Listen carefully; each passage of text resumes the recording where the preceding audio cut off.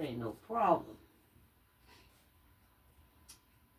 Y'all, I'm scrolling down the internet, right? I'm not talking about anybody in particular. I'm talking about people in general.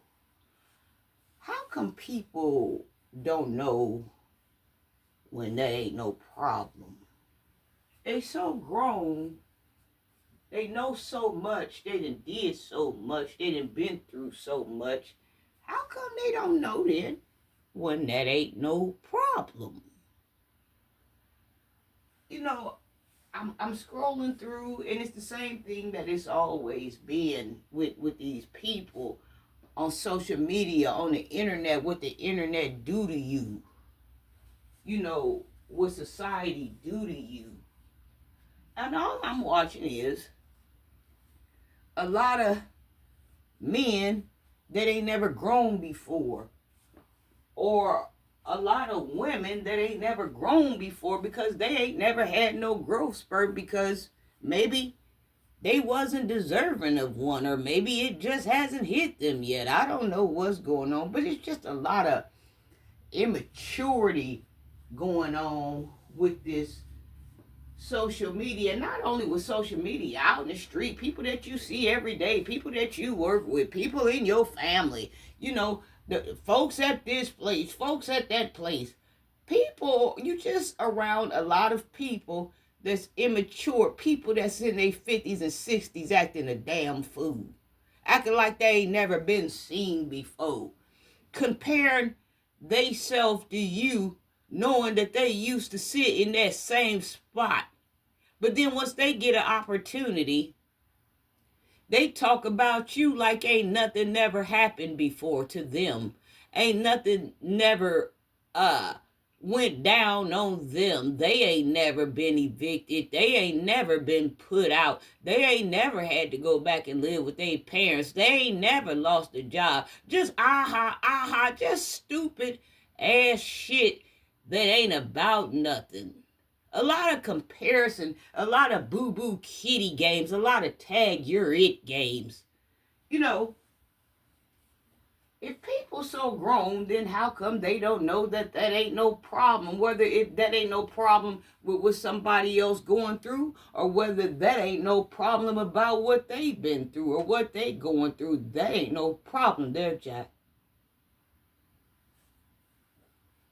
If people so grown, how come they don't understand that they can't do nothing about when nature hits? They can't do nothing about when mother strikes. They can't do nothing about God when he strikes. Why people don't understand about the real book of trials and tribulations, about things that's going to happen? Why, when somebody going through something, you got to make them feel worse about what they going through? Or people get on here in an immature state of mind, and they got to talk about what they got. They got to talk about what they did. They got to rub their success off in somebody else's face to make somebody else feel bad. Like, why do people do this? And then when they do fall and crash, they look like a fool because they was on there living from paycheck or cashing out on the monetization when the getting was getting good. But now things is drying up, things are slowing down. You ain't got the pay no more. You ain't got the people around. Now you got to explain how you got in this hole. Why can't people keep it real? One thing about other people and onlookers that's watching, they gonna assess things. They know when you lying. They with you every step of the way. People know how to break your business down before you know how to break your business down. They business over there piled up. They ain't even stumped on their business. But they know about your business. They know about your business because your business is the facade for their business. Your business is the cover up for their business. Your business is the smoke screen for their business. Hell yeah, they know about your business. Let somebody ask them about their business, they gonna hurry up and throw the next door neighbor business up to keep you from getting on to their business. This is how people operate. This ain't nothing new. Why do people think, if they, getting a divorce, their husband or wife cheated on them, why do they think they the ones looking bad? You ain't the one looking bad. Why you embarrassed? You didn't do nothing. But you got people walk around here embarrassed because of what somebody else done to them. You see what I'm saying? Like, I know about it. I've been there and I've learned from it and I've grown from it.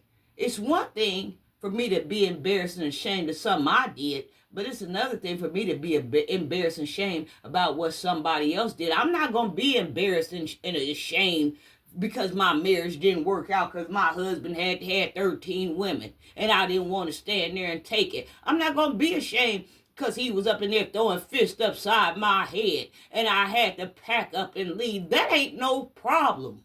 There's somebody else acting a fool. That ain't no problem on my behalf. But a lot of people get shamed about what's done happened to them because it happened to them. And they hold themselves up to such high standards. But you can't stop what nobody else gonna do. You can't stop the rain.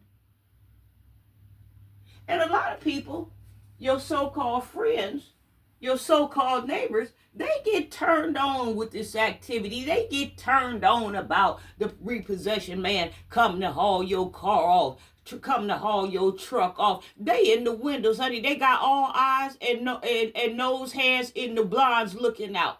People get turned on by this. But how can you be ashamed if your job got laid off? You see what I'm saying? You was part of the layoff. And people coming up and taking things from you. What can you do about that other than try? But some people get turned on with this type of information. They'll kick you while you on the ground hoping that you don't get up. And then not only that, they ain't done with you. They looking for a saw. They come to saw your head off. So you don't figure out how to look around and get back up. See, this is why I don't do a lot of mingling with people. Because people somewhere happy about what you going through. Even though they there, they lending you the tissue. They wiping off a tear. Some of them might be crying with your ass. But on the inside, they happy. You see what I'm saying? This is exactly why I don't get out here and get to mingling with nobody. Because see, whenever I fall, I need time to figure out how to get back up and see if you around, you ain't gonna let me do that. Even though that you pretending. Well, if you such a friend, if you such a family member, let me ask you this.